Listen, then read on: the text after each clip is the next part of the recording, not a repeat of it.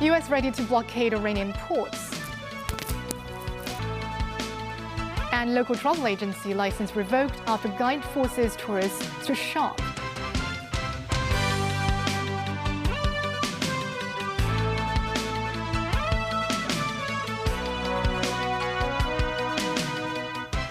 Good evening, welcome to TVB News. A few hours after US-Iran talks concluded without reaching an agreement Sunday, US Central Command announced that the US Navy would begin blocking Iranian ports beginning Monday of ships trying to enter or leave the Strait of Hormuz. Although in the past hour, 2 tankers laden with oil have been allowed to exit the strait. When US President Donald Trump was asked how long it might be before Iranian officials returned to the negotiating table amid a fragile ceasefire, Trump answered that he did not care if they came back or not. Tracy Furness reports. Arriving back at Joint Base Andrews, just outside Washington, D.C., President Donald Trump spoke to waiting reporters and did not hold back when asked about further US-Iran negotiations. Oh, I don't know. I don't care if they come back or not. If they don't come back, I'm fine. Their military is gone. Their missiles are largely depleted. The manufacturing capability for missiles and drones is largely defeated. We've been very nice. We haven't ripped down too many bridges. We did one only because they broke their word. They broke their promise. And remember, their promise was that they were going to open the Hormuz Strait. They didn't do it. They lied. He also criticized Pope Leo after he said a delusion of omnipotence is fueling the US-Israel war in Iran. We don't like a pope that's going to say that it's okay to have a nuclear weapon. We don't want a pope that says crime is okay in our cities. I don't like it. I'm not a big fan of Pope Leo. He's a very liberal person, and he's a man that doesn't believe in stopping crime. He's a man that doesn't think that we should be toying with a country that wants a nuclear weapon so they can blow up the world. I'm not a fan of Pope Leo. Tel Aviv residents were not hopeful after the United States and Iran ended talks Sunday without an agreement to end the war, leaving a fragile 2-week ceasefire in doubt. We'll have a long war. It's that I think it's World War III. It will win. Mm-hmm. That's what I think. I live for now. The ceasefire may end tomorrow, may end in an hour. Neither side have indicated what will happen after the 14-day ceasefire with Iran expires on April 22nd. Tracy Furness, TVB News. Pope Leo XIV pushed back on Monday on US President Donald Trump's broadside against him over the war in Iran. The things that I say are certainly not meant as attacks on anyone. And the message of the gospel is very clear. Blessed are the peacemakers. I will not shy away from announcing the message of the gospel, of inviting all people to look for ways of building bridges for peace and reconciliation, of looking for ways to avoid war anytime that's possible. To put my message on the same plane as what the president has attempted to do here, I think is not understanding what the message of the gospel is. And I'm sorry to hear that, but I will continue on what I believe is the mission of the church in the world. Lebanon's Prime Minister Nawaf Salam said Sunday his government is committed to ending the war with Israel through negotiations. This as Israeli Prime Minister Benjamin Netanyahu visited parts of southern Lebanon under the Israeli military control, his first visit since the current round of fighting between Israel and Hezbollah. Tracy Furness again. Tensions remain high at the Israeli-Lebanese border Sunday as both countries prepare for negotiations next week. But residents of northern Israel are not optimistic about the outcome. I don't see anything will come out of it. It really is because of the pressure of United States on Israel that we need to subdue the fighting here. We already know negotiations with people who hate you and their agenda is to wipe you out is not going to happen. And Israel it's become very aware of that. And it's sad for the fact that I live here, I'm an American, and I can be able to say to other people, listen, when you live under rocket fire, drones, and missiles every day for 2 years and almost 8 months now, and negotiating has not done anything. Lebanon's Prime Minister Nawaf Salam said Sunday, "We will persist in our efforts to end the war, foremost among them the initiative presented by President Joseph Aoun to negotiate a ceasefire." Negotiations between Israel and Lebanon are expected to begin Tuesday in Washington after Israel's surprise announcement authorizing talks despite their lack of official relations. This as Israeli Prime Minister Benjamin Netanyahu visited parts of southern Lebanon under Israeli military control Sunday. He said, "One of the things we see here is that we have essentially changed the face of the Middle East," adding, "Our enemies, Iran and the axis of evil, they came to destroy us, and now they are simply fighting for their own survival." Tracy Furness, TVB News. Hungarian voters ousted long-serving Prime Minister Viktor Orban after 16 years in power. Pro-EU's Peter Magyar and his Tisza party won the parliamentary election, which had a turnout of nearly 80%. His party is expected to win 55 seats, while Magyar's party is projected to win 138 out of 199 seats in the parliament. The days before the election, US Vice President J.D. Vance had travelled to Budapest, saying he had come to help Orban. The Travel Industry Authority, or TIA, revoked the license of a travel agency and one of its tour guides for allegedly coercing tourists into shopping, making the first time such powers had been used to crack down on industry malpractice. Samantha Lee reports. At the travel agency's office in Chimsache, staff members were seen covering the windows with newspapers. Records show other travel agencies are also registered at the same address.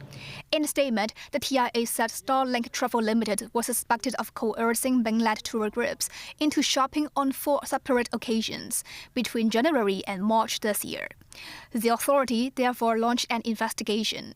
Investigators found the tour guide named Kuwa threatened travelers who did not spend enough to pay the difference in tour fees. Reportedly, the guide also made inappropriate remarks to participants on a coach. It is understood that the tour fees were about a few $100s per person. The TRA concluded that both the travel agency and the guide seriously breached licensing conditions, severely damaging the industry's reputation. For the first time, TIA revoked the licenses of both the travel agency and its tour guide under the Travel Industry Ordinance. The regulator has not ruled out further disciplinary action or criminal prosecution. The move received support from several industry representatives. Timothy Choi, executive director of the Hong Kong Tourism Association, noted the prompt action taken by the watchdog and said it was much more effective than the industry's old management style. He also expressed disappointment over the incident, given that the sector had hosted at least 5 million tourists without a single complaint. Lawmaker Yupek Learn said, while the business environment is tough for the industry, it is no excuse for malpractice. In a social media post, tourism lawmaker Vivian Kong praised the TIA for its move, noting it is essential to get rid of the rotten apples in the sector and rebuild the industry's international reputation. Samantha Lee, TVB News. Witnesses from the Fire Services Department continued to testify on the Taipo fire and the Independent Committee's public hearing. Mo Sung-ai reports. The public hearing resumed at Central City Gallery. Under the guidance of Lee Shi-woon, the committee's counsel, Ho Gi-non, the senior station officer of Taipo Fire Station, also one of the first firefighters to arrive at Wan Fu Court on the day, offered his testimony. Ho had helped formulate a contingency plan for Wan Fu Court, which was required because of the estate's renovation project. But Ho said the Fire Services Department didn't inspect the estate before drawing up the plan. He explained that's because Wan Fu Court was an old estate and the department was familiar with it. Ho said he couldn't hear the fire alarms after arriving arriving at the scene and had considered deploying colleagues to Wancheng House to check the fire services system. However, Ho didn't enact the plan because of the severe fire condition at the block, preventing the firefighters from entering. Ho told the committee that all firefighters were supposed to remain outside the blocks at the initial stage upon their arrival. Ho recalled receiving a mayday call from late firefighter Ho Wai-ho, saying he was trapped on the 30th floor. While Ho said he wasn't sure about the identity and location of the caller, he assumed Ho was in Wancheng House, where the blaze was fierce at the time. Another FSD witness, Zheng Lokhang, the station commander of Taibo Fire Station, said the blaze was spreading impossibly quickly, both vertically and horizontally. Zheng said the unprecedented situation had exceeded the scope of the FSD's rescue tactics. A third FSD witness, Lam Ho-jun, Deputy Divisional Commander of New Territories East, who arrived at the fire scene at 3:29 p.m., said the department confirmed Ho Wai-ho's identity at 3:55 p.m. after some colleagues tried to rescue the fallen firefighter outside Wantai House. Apart from Monday's hearing, the committee will hold 3 more this week between Wednesday and Friday. Meanwhile, another 7 sessions will take place in the following weeks.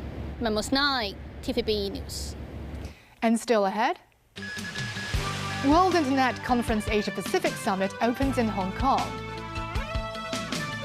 Hong Kong Disneyland hosts Make-A-Wish reunion.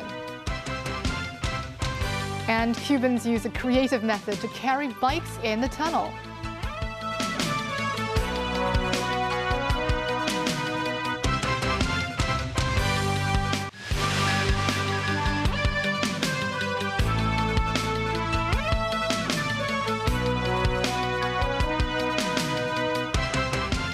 Welcome back. The 2026 World Internet Conference Asia Pacific Summit kicked off in Wan Chai today. Chief Executive John Lee stated that the event reinforces the city's deep integration into national development strategies. Samantha Lee has more. The 2-day summit takes place at the Hong Kong Convention and Exhibition Centre. Key officials in attendance were CE John Lee, Director of the Cyberspace Administration of China Zhang Rongwen, Director of the Liaison Office Zhou Qi, among others. All under the auspices of one country, two systems. Hosting this international summit also underscores Hong Kong's growing prominence as an international innovation and technology hub. No less important, it reinforces our deep integration into national development strategies. Zhang Rongwen noted that technologies like artificial intelligence are reshaping the global economy. He highlighted Hong Kong's unique status as a superconnector that connects the mainland with the world in the digital field. Meanwhile, Financial Secretary Paul Chan highlighted the city's ambition to become an AI hub by leveraging the expertise of local institutions. Hong Kong is determined to enable more AI applications to be deployed, tested, and deployed in real-world settings. On the one hand, Hong Kong is building a strong AI talent pipeline by attracting top minds to our universities, research institutes, and technology companies. The second day of the summit will feature 6 forums, covering topics such as digital finance and AI security and governance. Samantha Lee, TVB News. The Labour Department on Monday said authorities will add 9 sets of heat index data as issuing criteria of the heat stress at work warning starting this month. The existing system relies on data from the observatory station at Kings Park. Under the new system, authorities will issue a heat stress at work warning if 4 or more of the 9 monitoring locations show that the heat stress situation exceeds a threshold level. That means if the Kings Park's index doesn't reach the level, a heat stress warning will still be raised. Hong Kong Disneyland is celebrating 20 years of granting magical wishes through a local charity. Jackie Lin was at the event.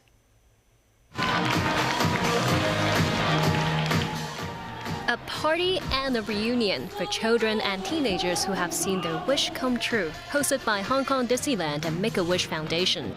Bring together some 40 beneficiaries to celebrate their wish journeys with their families, doctors, and wish granters. They include 14-year-old Ernest, who was afflicted with kidney disease, After undergoing kidney transplant surgery, he wishes to begin a new chapter of life through photography. Ernest says he received a professional-grade camera from the charity and was coached personally by Disney's professional photographer Brian. With a wish come true, his very own photo exhibition. Another beneficiary from 20 years ago is Cindy, who was afflicted with leukemia when he was around 7 to 8 years old. She still holds dear to the memories when she had her Disney trip with her family while battling the ailment. This energy is and a touching moment is infecting me nowadays, and when I was upset and anxiety about work or about my life, I think of the memories of going to Disneyland with my family and then have a moment with Poo-Poo. I hug him so that I can have more encouragement to move on. Cindy has now recovered from leukemia. Having granted the wishes of some 400 children over the past 20 years, Hong Kong Disneyland is donating $800,000 to continue the endeavor. Disney stories teach us that even in the toughest moments, wish and hope can light the way forward. That belief also guides how we support young patients beyond the parks. Every single hope and every single support can really help to realize the hope of every single kid. Apart from granting wishes to children and teenagers fighting critical illnesses, Make-A-Wish Hong Kong also hosts community activities, not just with visits to Disneyland, but also with school talks, workshops, and hospital visits, having reached more than 48,000 beneficiaries. Jacqueline, TVB News. Peru's presidential election result is likely to be announced on Monday or later after the process was mired with logistical issues. Thousands of people in the country and abroad were unable to cast ballots. The problem prompted electoral authorities to allow more than 52,000 residents of Lim to vote on Monday. The extension also covers Peruvians registered to vote in parts of the US. A presidential candidate needs more than 50% of votes to win outright. However, runoff in June is virtually assured given the deeply divided electorate and the largest pool of candidates in Peruvian history.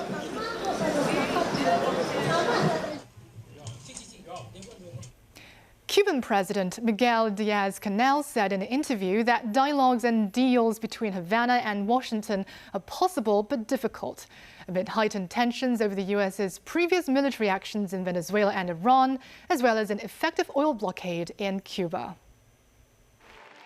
During NBC News' Meet the Press program aired on Sunday, Miguel Diaz-Canel of Cuba expressed willingness to engage with the U.S. over any issue without conditions, such as migration, drug trafficking and security, but only on the basis of respect and equality. Respect for Cuba's political system or constitutional order is not a subject for negotiation with the U.S., he said, speaking through a translator. Diaz-Canel pointed out the sanctions have exacerbated economic hardships on the Caribbean island, especially by causing fuel shortages, stating the U.S. government should reflect on how cruel and unjustly it has treated Cuba and the Cuban people. He noted there is no valid reason for the U.S. to launch a military campaign, undertake a surgical operation, or the kidnapping of a president, as an invasion would be costly and affect regional security. Should the attacks happen, he pledged Cubans would fight to defend themselves, quoting their national anthem. Nevertheless, the president said his administration is open to foreign investment in oil exploration and drilling, and that there will be an opportunity for U.S. businesses to enter and participate in Cuba's energy sector. Havana has blamed Washington's energy blockade that stopped it from receiving key oil shipments from Venezuela following the U.S. military's attack on the South American country and seizure of then-President Nicolas Maduro. In Havana, where there is a drastic reduction of public transport, a special cycle bus has become a popular and essential means to take people in their rides to pass through the underwater tunnel. The diesel-powered bus has existed for some time, and it covers 3 kilometers in about 15 minutes, with a route linking Old Havana to the eastern side of the island. In comparison to a fare of 1,000 Cuban pesos on a shared taxi, taking the cycle bus only costs from 2 to 5 pesos, depending on whether riders take a bicycle or a motorcycle. Passengers are also allowed to board the bus without vehicles in recent weeks. And that's the news. Thank you for watching.